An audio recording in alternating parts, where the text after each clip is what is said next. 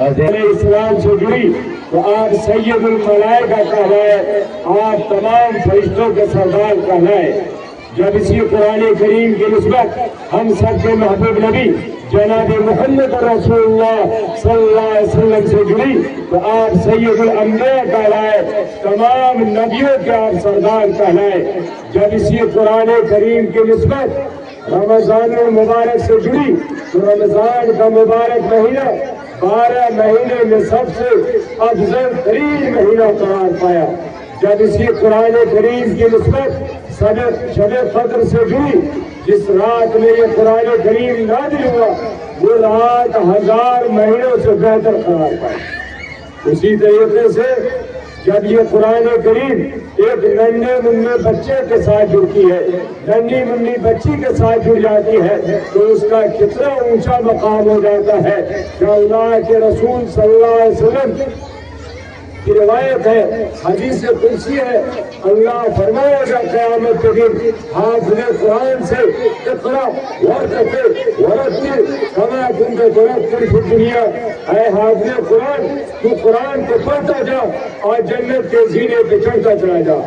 وہ حافظہ اور وہ حافظ قرآن جس نے قرآن کریم کو اپنے سینے میں محفوظ کیا ہے، اندازہ لگائیے کہ جنت میں اس کا کتنا اونچا مقام ہوگا۔ یہ تو حافظ قرآن کے مقام ہے، اور حافظ قرآن کے والدین کا کتنا اونچا مقام ہے کہ اللہ کے رسول صلی اللہ علیہ وسلم نے فرمایا کہ حافظ قرآن کے والدین کو قیامت کے دن اتنا خوبصورت تاج پہنایا جائے گا، اتنا خوبصورت تاج پہنایا جائے گا کہ اس کی روشنی سورج سے بھی زیادہ چمکدار ہوگی۔ ہر شخص حیران ہوگا، پریشان ہوگا کہ یہ کون شخص ہے جس کا اتنا بڑا اعزاز و اکرام کیا جا رہا ہے۔ جواب ملے گا کہ یہ کسی صدر جمہوریہ کے باپ نہیں ہے، یہ کسی D M P M C M کے باپ نہیں ہے، یہ باپ کس کے ہے؟ یہ حافظ قرآن کے باپ ہے، یہ حافظہ کے والدین ہیں جن کے سروں پر اتنا خوبصورت تاج پہنایا جا رہا ہے۔ اے لوگوں ذرا غور کیجئے کہ قرآن کریم کی نسبت جب ایک انسان سے جڑ جاتی ہے اس کا کتنا اونچا مقام ہو جاتا ہے۔ انسان تو بہت اونچی چیز ہے، ایک معمولی سی لکڑی جب اس سے قرآن کریم کی نسبت جڑ جاتی ہے تو اس کا مقام بھی بلند ہو جاتا ہے۔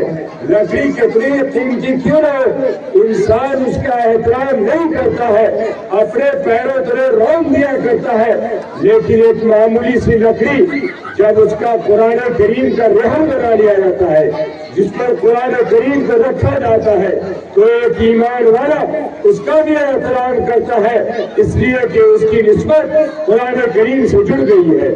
کپڑا کتنا ہی قیمتی کیوں نہ ہو، انسان اس کا احترام نہیں کرتا، اپنے پیروں تلے رون دیا کرتا ہے، لیکن ایک معمولی سا کپڑا جب اس کا قرآن کریم کا جزدان بنا لیا جاتا ہے، جس میں قرآن کریم کو رکھا جاتا ہے تو اس جزدان کی بھی اہمیت ہو جاتی ہے۔ ایک ایمان والا اس کو بھی ادب و احترام کے ساتھ دیکھتا ہے کہ نہیں؟ ذرا غور کیجیے کہ فرعون کا نام کتنا زیادہ قوی ہے۔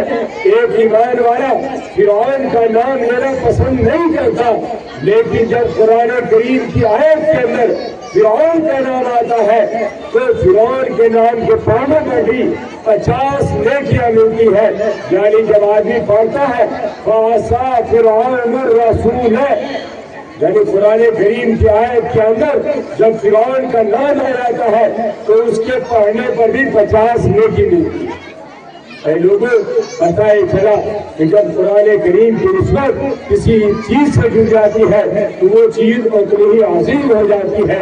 اس لیے ہمارا آپ کو قرآن کریم کی عظمت کو سمجھنا ہے اور اپنے رشتے کو قرآن کریم سے مضبوط کرنا ہے، اپنے سینے میں قرآن کریم کو محفوظ بھی کرنا ہے، قرآن کریم کی تلاوت بھی کرنی ہے اور قرآن کریم کے مطابق ہم اور آپ کا عمل بھی کرنا ہے۔ یہ قرآن کریم صرف اس لیے نازل نہیں کیا گیا ہے کہ ہمارے رشتہ دار میں سے جب کسی کی موت کا وقت قریب آ جائے تو اس کے سامنے سورہ یاسین کی تلاوت کی جائے تاکہ اس کی روح آسانی سے نکل جائے۔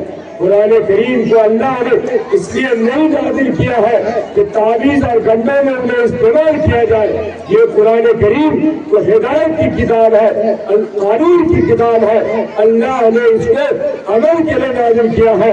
اس سے ضرورت اس بات کی ہے کہ ہم اور آپ قرآن کریم کی جہاں تلاوت کریں وہی قرآن کریم کے مطابق عمل کرنے والے بھی بنے.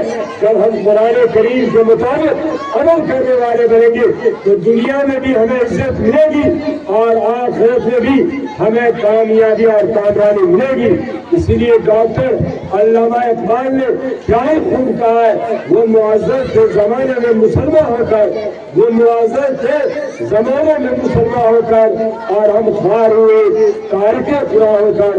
ہم جو ذلیل و خوار ہو رہے ہیں, ہم جو رسوا ہو رہے ہیں, ہم جو ستائے جا رہے ہیں, وہ صرف اس لیے کہ ہم نے قرآن کریم کو چھوڑ دیا ہے. اس لیے اگر ہم عزت چاہتے ہیں, سربلندی چاہتے ہیں, تو قرآن کریم کے مطابق ہم اور آپ زندگی گزارنے والے بنے.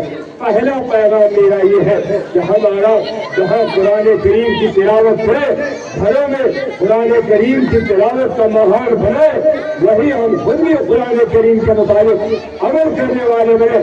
ہمارے گھر کے تمام افراد, لڑکے اور لڑکیاں, عورت اور مرد, سارے کے سارے قرآن کریم کے مطابق زندگی گزارنے والے بنے. ایک تعمیر کرنا ہے. دوسرا پیغام اس کو پسند سے رکھنے ہمیں یہ دینا ہے, ہماری ماں اور بہنیں یہاں آئی ہوئی ہے.